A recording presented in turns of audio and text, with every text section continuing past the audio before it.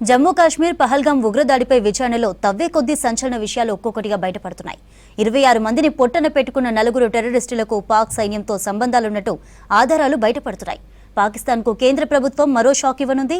భారత గగనతలంపై పాక్ విమానాలు ప్రయాణించకుండా నిషేధం విధించే ఆలోచనలో ఉంది.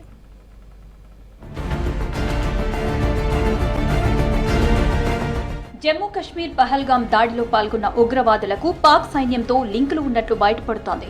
26 మంది టూరిస్టుల్ని చంపిన 4 ఉగ్రవాదుల్లో ఒకడైన హషీం మూసా పాక్ మాజీ సైనికుడేనని తేలింది. పాక్ ఆర్మీలో పారా కమాండోగా పనిచేశాడని దర్యాప్తులో స్పష్టమైంది. ప్రస్తుతం హషీం మూసా కరడుగట్టిన టెర్రరిస్ట్ గా మారినట్లు ఇన్వెస్టిగేషన్ టీమ్స్ గుర్తించాయి. పాకిస్తాన్ లష్కరే తోయిబాతో కలిసి హషీం మూసా పనిచేసినట్లు కనిపెట్టారు. లష్కరే తోయిబా మాస్టర్ మైండ్ హషీం మూసాను కశ్మీర్ కు పంపినట్లు చెప్తున్నారు దర్యాప్తు అధికారులు.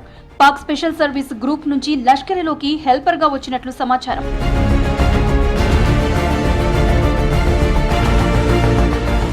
పాక్ పారా కమాండోలకు అత్యాధునిక శిక్షణ ఇస్తారు. వీళ్లంతా కోవట్ ఆపరేషన్లో దిట్టలు. ట్రైనింగ్ లో వీరిని మానసికంగా శారీరకంగా బలంగా తయారు చేస్తారు. దాడుల్లో ఎత్తుగడలు కూడా నేర్పిస్తారు. అత్యాధునిక వెపన్స్ వాడడం, నేరుగా కొట్లాడడంలో వీళ్లు స్పెషలిస్టులు.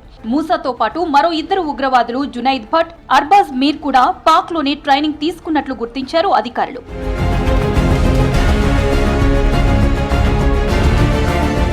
ఈ 4 టెర్రరిస్టులు పహల్గాం చేరుకునేందుకు దాదాపు 22 గంటలు ట్రెక్కింగ్ చేసినట్లు దర్యాప్తులో తేలింది. కోకెర్నాక్ అడవుల నుంచి బైసరన్ లోయ దాకా నడుచుకుంటూ వచ్చినట్లు తెలుస్తోంది.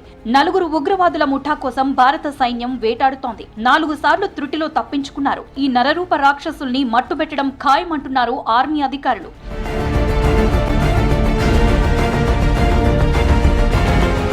భారత్ గగనతలంపై పాక్ విమానాలకు బ్రేక్ వేసే ఆలోచనలో ముందుకు వెళ్తోంది కేంద్రం. పాకిస్తాన్ తన గగనతలంపై ఇండియన్ విమానాల రాకపోకలపై ఇప్పటికే నిషేధం విధించింది.